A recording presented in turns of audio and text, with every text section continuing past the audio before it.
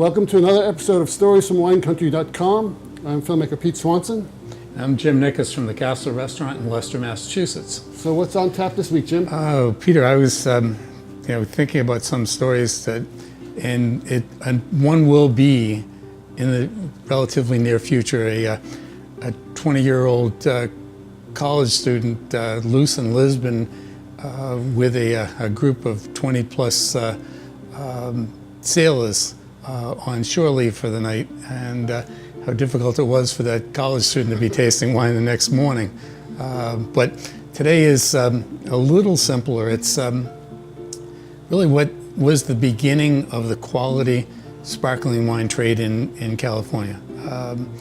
It's a kind of funny story. It probably late '79, early 1980. My wife and I, who wasn't really my wife then, but well, she was, come to think of it. I'm sorry, niece. We were in Napa Valley for an extended point of time, tasting wines and checking out vineyards and kind of developing a wine program for the restaurant, a little more extensive. And sparkling wine had been in California, but never to the level that it was soon to achieve. And Domaine Chandon was one of the key players. And Domaine Chandon was a subsidiary of Moet Chandon out of France. And they built a phenomenal facility kind of high up on a hillside overlooking Napa Valley, tremendously gorgeous setting. But they carried it even further. They made very, very good quality sparkling wine. And again, it was the beginning. And Chardonnay was not a problem, Pinot Noir was not a problem. The amount of Pinot Meunier being produced was a bit of a problem, but they were primarily focused on Chardonnay and Pinot Noir. So the restaurant for Domaine Chandon was on a very large platform, again, overlooking the valley. And it was a gorgeous terrace. The setting was incredible. So even if you didn't like the product, the setting and the food were impeccable, and it was just a place everyone wanted to get to. So we had lunch, and lunch was quite spectacular, and kind of limited ourselves to a glass of wine, because we knew we were going through a tasting, because we had an appointment soon after that. And we went in, introduced ourselves as you would normally do, and we were assigned a young lady of French descent, and she would take us through the whole process, so show us the vineyards, where the grapes are grown, the pressing facility, the crushing and the pressing facility, where the wines went through their initial fermentation. And having been in many facilities in Europe, you got the sense that this was kind of, I don't want to say cleaner, but more organized, a tighter controlled ship. The European facilities would be dug into caves, and this was certainly underground only because they built over it. And one of the curious things about it, and there's a lot of side angle stories, is that Jackie, who was our tour guide, she would be explaining different things, and her father was a riddler in Champagne House. And a riddler is, once the wine goes through its secondary fermentation, they have wooden racks with bottle slots. In the bottle is a quarter turn, every few days, till the course of the riddling brings the bottle from here to here, so that the dead yeast cells form a pocket at the cork. Actually not a cork, it's a cap at that point, before it goes through disgorgement. And so my funny story was that you could always tell a riddler, a professional riddler, when you shook his hand, he shook your hand and turned it a quarter turn. And in my less than humorous way, I guess I mentioned that to her, and she did not take it lightly. And so we're walking by the riddling racks, and I said, Jackie, I said, how come there's so few racks? She said, we do everything by VLM now. I was like, VLM? You know, I'm thinking it's a technical term. And I turn around and there's large gyro pallets. And she goes, yes, very large machine. So I was like, touche. It's like, you know, one for you, one for me. And so it was a more technical production. The quality was certainly there. And Moet, or Domaine Chandon was the first. And then it was Domaine Canaris from Tattinger and Gloria Ferrar from Spain. The sparkling wine market in California is skyrocketed, and it really is tremendous sparkling wine. The facility at Domaine Chandon was very reminiscent years ago after I was in Bordeaux for the Bordeaux Marathon. Barton and Gustier had a facility that was flat top, built down into a valley, and that's where they did a lot of their kind of pedestrian generic bottlings for for a lot of their ordinary Bordeaux's. That certainly definitively good quality, but not individual properties as a rule. And we happened to be staying at one of those individual properties, Chateau Magnol, which was just over the knoll. And when they took us through that facility to see it, all of a sudden the thoughts of Domaine Chandon washed back into to my mind, because that's pretty much what it was, a production facility, but making very, very good quality sparkling wine. Interesting. So can you talk a little bit about the grapes for sparkling wine? What are they using? Well, they use predominantly Chardonnay and Pinot Noir. They also use Pinot Meunier, and I think we probably touched on this when we were doing the Moet segment. And those three grape varieties in whatever proportions will give you just a simple Brut or a Blanc de Noir, or if it's more Pinot Noir, it could be a Rosé. At that point, they were producing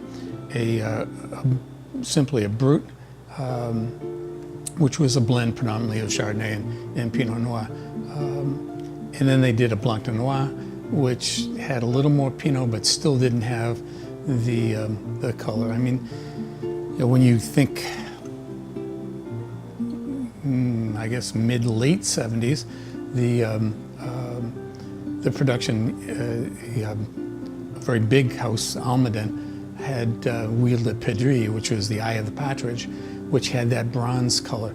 That was really, a pretty spectacular wine for a very large kind of conglomerate and kind of generic pedestrian type production. But Domaine Chandon and all the others through the late 70s, early 80s, mid 80s, and beyond have carried that tradition to a higher level.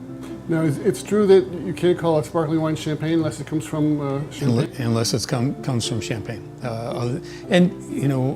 We were, as a country, one of the last to sign that agreement, because to the American public, sparkling wine was Champagne.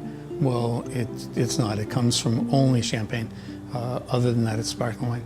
It does not lower the quality if it's made well. It is just a perception of quality. And the sparkling wine from California, did it just start out kind of like iffy and just take the quality go off? Did they start out looking pretty good? No, they were already somewhat established, like I said, with Almaden and a couple of the bigger houses. That quality level was anywhere from kind of low mid-range to upper mid-range. In the late 70s, 80s, when Domaine Chandon et al. Really started their production, the quality level jumped to a higher standard and has done nothing but climb. They really couldn't afford to come out of the blocks less than kind of top notch, because the American public would just not have taken to, the price and the quality. So what should people be looking for when they're looking for a sparkling wine? Oh, I still love Domaine Chandon. Domaine Canaris, which is the Tattinger house, that's, to me, I think that's pretty spectacular. But there's a lot of, Schaffenberger is a Mendocino house that's California based. Schramsberg, and that's kind of, part of that story. After Domaine Chandon, we were on a kind of whirlwind 3-week vineyard tour. Schramsberg is really one of the older and more established true quality champagnes or sparkling wines in California. Their facility is built into the hillside in the caves, and it is old world. Spectacular wine. A funny story from Schramsberg is we were very fortunate to meet an older couple that owned Alta Vineyards, ALTA, and he was a Raytheon executive from Massachusetts, and they were well into their 80s, and I'll go into that as another story because the open doors and peacocks wandering through the house, and probably 100 Oriental rugs just stacked on top of one another as you walk through the rooms. Quite bizarre, but yeah, that's another story. But I never. It was only one trip to Schramsberg because these people in Schramsberg shared a driveway and they didn't get along. I got along with this couple, so if I had passed their house to go to Schramsberg, I was in trouble with them. I went out to Gloria Ferrer once, and that was a nice place. And they had a rosé, a red pink champagne, or pink sparkling wine. Yep, rosé. Yeah, it's predominantly Pinot Noir, and that is kind of my drink of choice now if I'm drinking sparkling wine, whether it be champagne or from anywhere in the world, is a rosé. That softness and that balance is just a lot of fun to drink. Interesting. So while we're on the subject of sparkling wine, is there a good temperature to serve it at? You see the James Bond movie; he has it at precisely a right temperature. Well, I don't know.